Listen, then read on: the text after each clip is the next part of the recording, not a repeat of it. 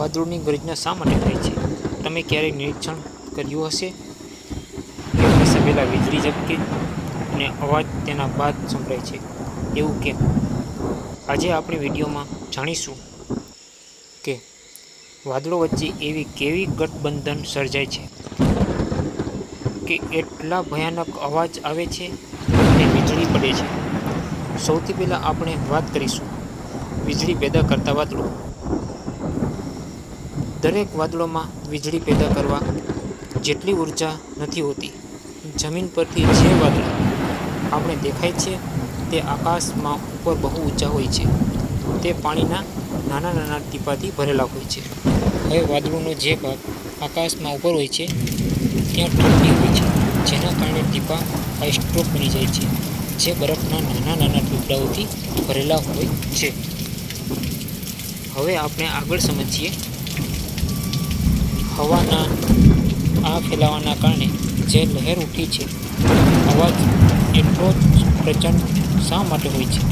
કારણ કે વાદળોમાંથી એટલી બધી માત્રામાં ઇલેક્ટ્રિક હોલ એનર્જી નીકળી હોય છે. માની લો કે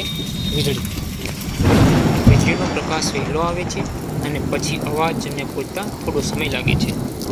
તેમજ આપણે બધા જાણીએ છીએ કે વીજળીનો પ્રકાશ પહેલાં દેખાય છે અને થોડી વાર અવાજને પૂગતા વાર લાગે છે. હવે ચોમાસામાં એક જ વાદળ તો હોતો નથી કે જેની લાઇટને અને અવાજનો આપણે મેચ કરી શકીએ. તો વારાફરતી વાદળોની એ રમતબાજી થતી રહે છે અને વીજળીનો એક ઘટનાક્રમ આપણે વિટનેસ કરીએ છીએ. આ વીજળી ઘણી વખત બહુ ડેન્જરસ સાબિત થઈ શકે છે. જ્યારે વીજળી થાય ત્યારે કઈ બાબતનું ધ્યાન રાખવું તે ટૂંકમાં સમજીએ. જેવો અવાજ સંભળાય તેવો ઘરમાં જતું રહેવું, રસ્તામાં હોય તો ગાડીની અંદર અથવા કોઈ પણ શેલ્ટરની અંદર રહેવું, બહુ ફેલાયેલી ને ખુલ્લી જગ્યાએ ઊભા ન રહેવું, બહારની પહોંચે અથવા ઊંચાઈ પર ઊભા રહેવું સેફ નથી. એમ જ બહુ ઊંચા